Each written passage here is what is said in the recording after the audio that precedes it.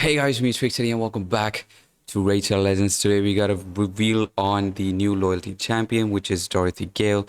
Now I'll be going through her kit. We already had a reveal for Wizard of the West. I think Zelda is the one that they're talking about, and she's a control freak. She has true fears in her kit everywhere. She has, you know, block passives, block actives, master seal. She has every single possible control uh, debuff out there, and she's just so crazily amazing.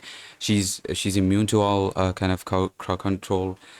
She is like a void champion. She attacks all enemies, so she's basically not weak hitting.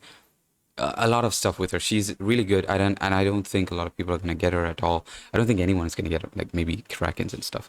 Uh, Maybe some if they're generous enough for that kind of a champion, they might go with a hero's path.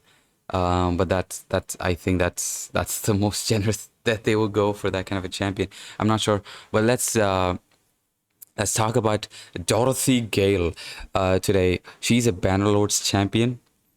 She is a legendary support of obviously a spirit champion. I'm pretty sure you won't be able to see my stuff, so I'm gonna keep myself there for now. Okay. Yeah. Now that you know which faction she's in, let's move on with her kit.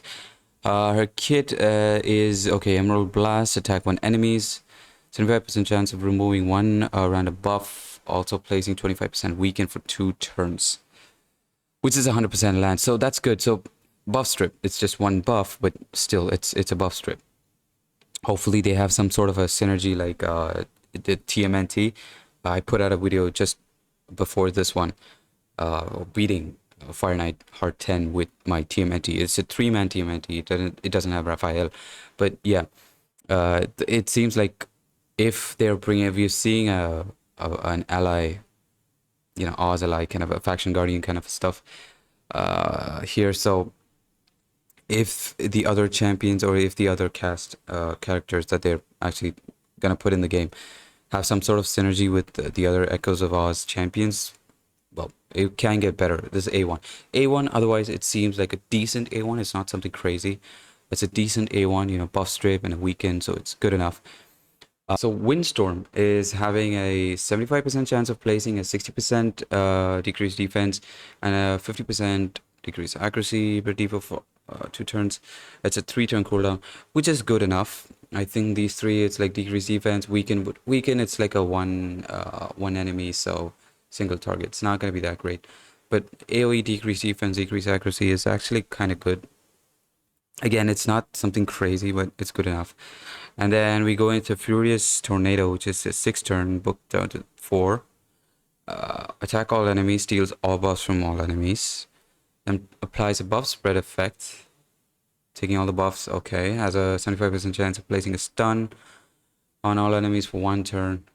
And then the Unity champion of having a Unity skill, actually. So it's like a cannot land a weak hit with the skill. 2 allies cannot put this on a cooldown, and 3 allies effects of enemy polymorph blessings. Okay, polymorph blessings, I'm not sure how relevant it is as of this meta. I don't see a lot of players actually having a lot of polymorph stuff. Skill cannot be put on cooldown. It's good enough. I think it's like Fabian. We have a lot of lockout champions now. Fabian, we have Telena that came out recently. Warlord, a fairly decent amount of lockout champions. So this can be put into cooldown, which is good enough. So I feel like if you have at least like 3 champions in arena at least, and they start off like with a buff heavy kind of a roster, and then you go into I would really love this if they had some sort of like a decreased resistance, or like a they have like a instead of this ignore effects of polymorph, if they had like cannot be resisted, the stealing all the buffs and stuff. I don't know if it has a accuracy check. I think it does, but if it does have an accuracy check, and if this 3 Ozalites would put it like it can't be resisted, it would be amazing. The only thing that would be done is the protected buffs. You can't steal the protected buffs, but otherwise you're always going to get this thing up, which would be really good. But otherwise, yeah, you need a good amount of HP, speed, and accuracy on this one, since she's a support champion. And then whenever this champion is killed, all allies team up to attack the enemy that killed her. Whenever this champion, so this happens with anyone, right? This is not like a unity stuff. This happens with any ally. So if you have like 5 of them, if she dies, everyone is gonna come and attack that person. Whenever this champion, not the person. Whenever this champion is revived, instantly activates her Furious Tornado. So A3. Uh, does it put it on cooldown? I don't think. I don't think it will be on cooldown, right? Even if she uses it, it's not saying like it just activates a skill. Does it put it on cooldown? If you do know, put it down in the comments below if she's revived and it puts it on cooldown. Do put it on the comments down below. I am really curious to know this. And then increases this champion's HP by 3% for each ally turn taken, and increases this champion's speed by 3% for each enemy turn taken. Both stacks up to 30%. Okay. That's good. 30% speed is some sort, like it's basically like an increased speed buff. And then like a 30% increase in HP it's decent, you know, like having 80k, 90k HP, and you go up to like 110k HP, which is not a big jump, but you know, it's good enough. You're gonna ramp up fast enough. It's just 10 turns. So like if you have like a 4 or like a 5 champion team, just 2 rounds of turns, it's gonna 2 rounds, it's gonna max that HP out and her speed out. So it's good. And an ally's speed, so she's gonna have a lot of speed. I think 30% speed. Obviously we're gonna have some increased speed champion in our team, and then she has the ally speed. We're getting a lot of ally speed in all battle speed, 19%. Recently we're getting a lot of them. Telena is there. We have and it's basically like any champion that has this 19% speed in all battles they're a decent champion. They're not broken or something, but they're a decent champion. I feel like she's a decent champion as well. But yeah, that's the kit of Dorothy Gale from the Echoes of Oz. So I feel like there are other champions, I mean the other characters. Let me just pick it out for you. So this is the Wizard of Oz characters, basically. We already got the Wizard of the West, which was one of the evil witches. We also have a Wizard of the East. I don't know if we're gonna get it. I think it might be Madame Ceres, but Wizard of the West is what we got. And then we have these 5 characters, right? We have the Cowardly Lion, we have the Tin Man, we have the Wizard of Oz himself, and we have the Scarecrow. Now, Dorothy and Toto, we already got her. I don't know if we're gonna get all of these 3. And then this guy would be something separate. And since we already had a reveal for the Wicked West, Ozilda, that makes 6 champions, right? So 1, 2, 3, which I believe is the Oz ally. I believe should be the Oz ally. I don't know. It can be the Wizard of Oz himself. I think this is the Wizard of Oz, right? I may be botching this whole thing, but I think like this is the Wizard of Oz.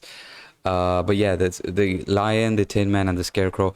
I believe these 3 people are like the they are the what do you call it, the main characters of Wizard of Oz. Like the protagonist is of course Dorothy, and then it's like these 3 people that everyone knows about, and then obviously the Wizard of Oz. But I don't think a lot of people know about the Wizard of Oz himself. Maybe they do know, but these 3 are the most important characters I think throughout Wizard of Oz after Dorothy. So I feel like, you know, these 3 might be the characters that we should be getting. Maybe not, I don't know, but we'll have to wait and see. But this has been Wizard of Oz. Now as a spirit support champion, if we go through the Banner Lords, we're getting a Madame Sarah's skin already. Okay, so if you're going through the battle loads, we're seeing spirit champions are like really less, and you can see I have even lesser champions. I have like Minaya, one of the best support champions. Not, she's good, she's okay, she's not great. You need Coronar to actually kind of enable her as well. She's kind of a duo champion, but Naya is not that great. But yeah, getting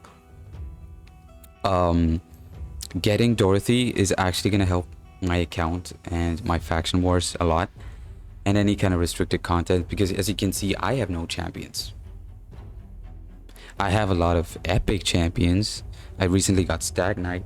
If you haven't watched it, it's there in a video in the Void, not the Void summon pulls. It was in the Sacred summon pulls that I got.